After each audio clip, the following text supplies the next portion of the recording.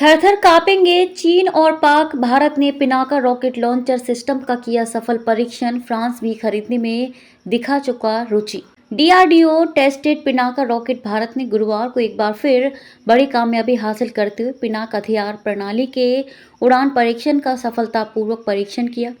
रक्षा मंत्रालय ने एक बयान में कहा कि इन परीक्षणों के दौरान रॉकेटों के व्यापक परीक्षण के माध्यम से प्रोविजनल स्टाफ क्वालिटेटिव रिक्वायरमेंट यानी कि पीएसक्यूआर के मापदंडों जैसे कि रेजिंग, सटीकता, स्थिरता और सेल्वो मोड, सेल्वो तोपखाने या आग्नेयास्त्रों का एक साथ इस्तेमाल है, जिसमें लक्ष्य को भेदने के लिए तोपों से गोलीबारी शामिल है।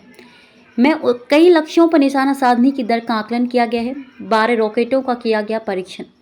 बयान में आगे कहा गया है कि रक्षा अनुसंधान एवं विकास संगठन डीआरडीओ ने पीएसक्यूआर वैलिडेशन टेस्ट के भाग के रूप में निर्देशित पिनाका हथियार प्रणाली के उड़ान परीक्षणों को सफलतापूर्वक पूरा कर लिया है। रक्षा मंत्रालय ने पुष्टि की कि लॉन्चर उत्पादन एजेंसियों द्वारा अपग्रेड किए गए 2 इन सर्विस पिनाक लॉन्चर से कुल 12 रॉकेटों का परीक्षण किया गया है।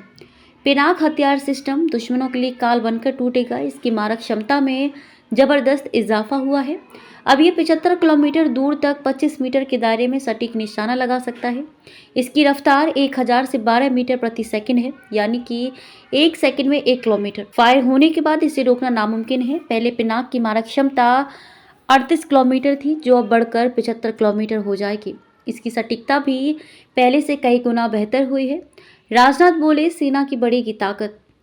उड़ान परीक्षण अलग अलग फील्ड फायरिंग रेंजों पर 3 चरणों में आयोजित किए गए। रक्षा मंत्री राजनाथ सिंह ने सफल परीक्षणों के लिए डीआरडीओ और भारतीय सेना की तारीफ की है और कहा कि इस गाइडेड पिनाक हथियार प्रणाली को शामिल करने से सशस्त्र बलों की तोपखाने की मारक क्षमता में और इजाफा होगा।